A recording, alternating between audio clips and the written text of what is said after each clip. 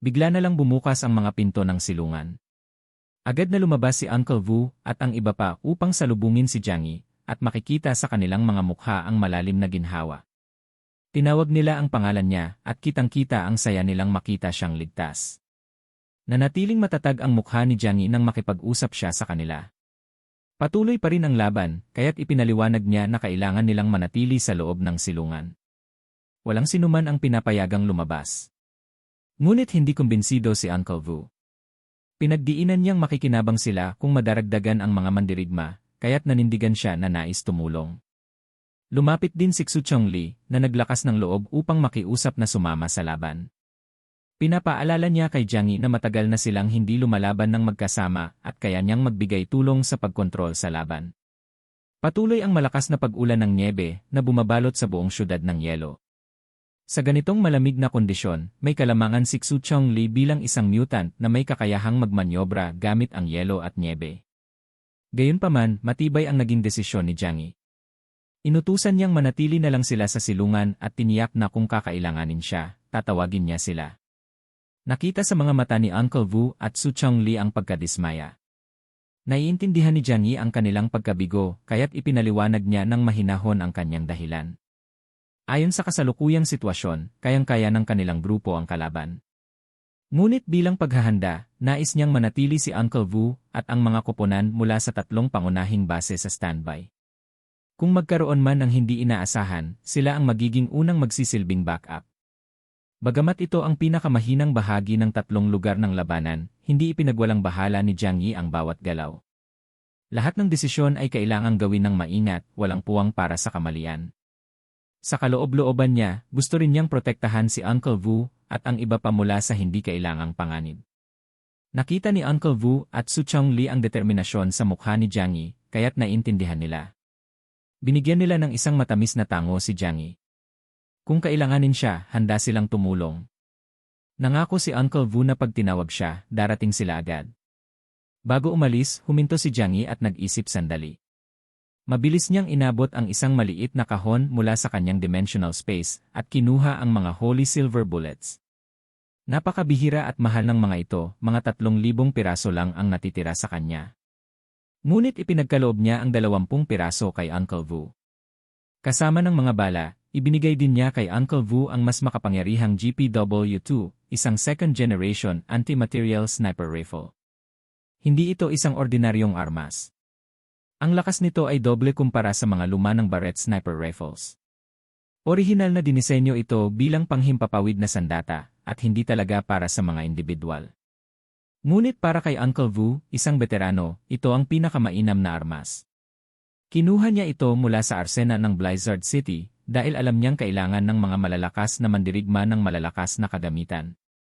Bagamat simple ang mga kakayahan ni Uncle Vu, walang kapantay ang kanyang karanasan sa laban.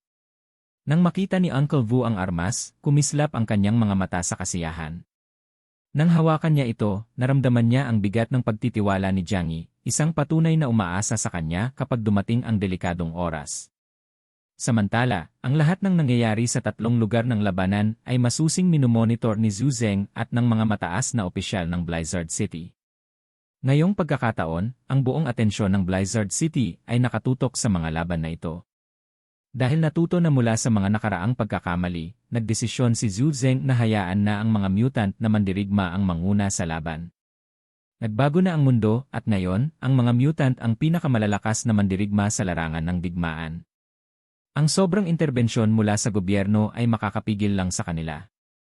Sa yugtong ito, ang pinakamahalagang suporta na maaaring ibigay ng Blizzard City ay ang long-range bombing at tulong sa nabigasyon. Hinati ni Jiang Yi ang Tengu team sa 2 grupo, bawat isa ay sumakay sa armored vehicle. Nag-iwan sila ng 1 kilometro na distansya sa isa't isa, habang papunta sa Chaoyu Harbor mula sa magkasalungat na direksyon, isang grupo ang lumalapit mula sa kaliwa, at ang isa naman mula sa kanan. Habang nakatuon si Jiang Yi sa komunikasyon kay Chen Jingguan, kinokolekta niya ang impormasyon tungkol sa sitwasyon sa harbor. Tinanong niya kung ano na ang kalagayan ng mga pirata. Sumagot si Chen Jingguan at ipinaliwanag na nasa 70% ng mga pirata ang nasa labas, naghahanap ng mga gamit, kaya't ang natirang 30% lang ang nakastandby sa harbor. Ngunit mukhang inaasahan nila ang pagdating ni Jiang Yi at gamit ang mga lumang depensa, naglatag sila ng ambush. Pagkatapos matanggap ang ulat mula kay Chen Jingguan, naging mas kampante si Jiang Yi. Ang Qianlong Pirates ay hindi higit pa sa mga raid ng mga tulisan, hindi isang disiplinadong hukbo.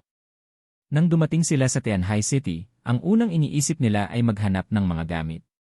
Sa kasalukuyan, halos 70% ng kanilang puwersa ay nagkalat sa buong syudad, nag-imbentaryo ng mga nasamsam. Ibig sabihin, ang mga naiwan sa Chaoyu Harbor ay malamang na isang maliit, mas elite na grupo na nasa ilalim ng pamumuno ni Kapitan Canut. Batay sa mga impormasyon mula sa distrito, kumpiyansa si Jiang Yi na ang Tenggu Team ay may sapat na lakas para tuluyang lipulin ang 4th Division ng Qianlong Pirates. Sa loob ng kanilang transport vehicle, pinagana ni Baili Changqing ang isang 3D holographic map at nagsimulang maglatag ng estratehiya ng atake. Maingat niyang isinasaalang-alang ang kanilang lakas at ang posisyon ng kalaban bago ipaliwanag ang plano. Dahil si Jiang Yi ay eksperto sa long-range sniping, ilalagay siya sa Point A, isang lugar na may pinakamagandang vantage point. Si Qi Guanming ay sasama sa kanya upang magbigay ng karagdagang long-range fire support. Ang hugis ng harbor ay parang cone, kaya't ang kanilang atake ay mangyayari mula sa kaliwa at kanan ng sabay. Samantalang, ang dalampasigan ay hinarangan ng kanilang mga kaalyado mula sa East China Sea region, kaya't walang pagkakataon ang mga pirata na makatakbo. Pagdating nila kay Canut, si Baili Changqing at Liang Yu ang direktang makikipaglaban sa kanya, habang ang natitirang miyembro ng team ay magfo-focus sa paglilinis ng mga natitirang kalaban. Isang solidong estratehiya. Dahil sa kanilang superior firepower at karanasan sa laban, hawak ng Tenggu Team ang kalamangan. Ang mga elite mutant warriors sa kanilang hanay ay nasa ibang antas kumpara sa mga pirata. Karamihan sa mga ordinaryong pirata ay armado lamang ng Iki rifles at halos walang karanasan sa tunay na laban. Sa kanila, sila ay madaling target. Matapos ipaliwanag ni Baili Changqing ang plano, tumingin siya kay Jiang Yi, hinihintay ang kanyang pag-apruba. Tumango si Jiang Yi ng matatag. Maayos ang pagkakaistruktura ng plano at hindi niya nakikitang kailangan pa itong baguhin. Pumayag siyang ituloy ito, ngunit pinaalalahanan niya ang buong team na laging unahin ang kaligtasan at huwag magpakampante sa kalaban. Sumagot ang buong team nang walang kalalagyan ang pagiging kumpiyansa. Masusunod, Captain. Hindi nagtagal, si Jiang Yi at ang kanyang team ay nakarating na sa mga gilid ng Chaoyu Harbor. Upang maiwasan ang ambush, iniwan nila ang kanilang mga transport vehicles at nagpatuloy sa paglalakad. Ang kanilang high-tech combat suits ay nagbibigay ng mas magandang proteksyon kumpara sa kahit anong armored vehicle, kaya't naging mas ligtas at mas efficient ang kanilang pagdalaw. Ang mga sasakyan ay kinakailangan lang sa transportasyon, hindi sa labanan. Mabilis na nagdesisyon si Jiang Yi.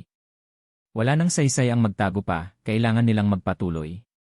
Tinawag niya si Xu Miao upang magdala ng ice storm upang takpan ang paningin ng kalaban. Si Xu Miao, isang wind user, ay agad na tumugon. Sa isang galaw, nagbuga siya ng malakas na snowstorm malapit sa Chaoyu Base na nagsilbing natural na smokescreen. Sa ilalim ng takip na ito, tumakbo ang Tenggu Team patungo sa harbor. Dahil sa biglaang blizzard, agad napansin ng mga pirata ito. Nakaupo si Canut sa isang sasakyan na nakabaon sa ilalim ng nyebe at mumiti. Ang mga matutulis niyang pangil ay kumikislap na parang ngipin ng pating. Imbes na matakot, ang tinig niya ay puno ng kasabikan. Naisip niyang dumating na ang mga puwersa ng Jiangnan at tinanggap niya ang laban. Nang walang pag-aalinlangan, iniutos niyang ihanda ang lahat ng kanyang mga tao at patayin silang lahat. Ang mga pirata na baliw at gutom sa laban, itinaas ang kanilang mga armas at umungal na parang mga taong nababaliw. Hindi sila mga ordinaryong sundalo, mga desperadong mandirigma sila na tanggap na ang kamatayan. Sumabog ang putok ng baril at ang mga bala ay dumaan sa gitna ng malupit na bagyo. Ngunit napakababa ng kanilang tira sa gitna ng buhawi. At higit sa lahat, ang kanilang mga ordinaryong bala ay walang silbi laban sa mga advanced na combat uniform ng koponan ni Jiang Yi. Nanatiling kalmado si Baili Changqing. Ang kanyang tinig ay mahinahon ngunit matatag habang iniutos niya sa kanyang koponan na huwag pansinin ang mga piratang mahina at magtuon ng pansin sa mga mutant na kaaway. Kailangan nilang tapusin ang laban na ito ng mabilis. Pinuno ng Origin Bullets ang kanilang mga armas at naghanda na para sa laban. Sa pantalan, may ilang pirata na nakatayo sa ibabaw ng mga metal na container, tumatawa ng malakas habang nagpapaulan ng kanilang mga putok patungo sa grupo ni Jiangyi. Ngunit ang mga mutant na mandirigma nila ay nanatiling nakatago, naghihintay ng tamang pagkakataon upang sumugod mula sa malapitan. Habang papalapit na ang grupo ni Jiangyi, mga 1,000 metro mula sa depensa ng pantalan, may nangyaring hindi inaasahan. Dahil si Baili ang nangunguna sa pag-atake, biglang nakasalubong ni Baili Changqing ang isang hindi nakikitang pader. Ang lakas ng tama ay nagpadala sa kanya pabalik, pinaikot siya sa nyebe bago siya nakapaglanding sa mga paa niya.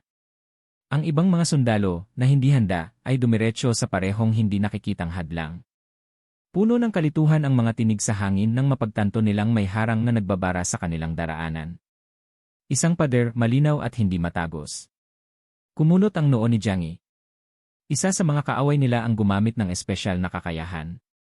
Walang pag-aalinlangan, hawak ang kanyang pistola, inutusan niya ang kanyang koponan na umatras. Nang maging malinaw ang daraanan, nag-target siya at nagpaputok ng isang holy silver bullet diretso sa hindi nakikitang pader. Ang bala, na idinisenyo upang tumagos sa demonyong enerhiya, ay tumama sa hangin. At pagkatapos ay bumagsak lang sa lupa. Nananatili ang pader na buo at hindi nagalaw. Lumalim ang ekspresyon ni Jiangyi. Ukininam. Pati ba naman ang holy silver bullet ay hindi kayang basagin? Anong uri ng kapangyarihan ito?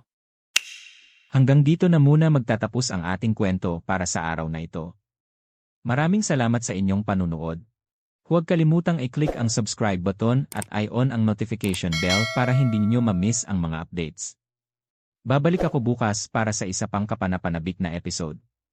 Hanggang sa muli, ingat kayo at tandaan, ang lahat ng problema ay may solusyon, at wag mo nang paabutin pa sa Rafi Tulfo in action.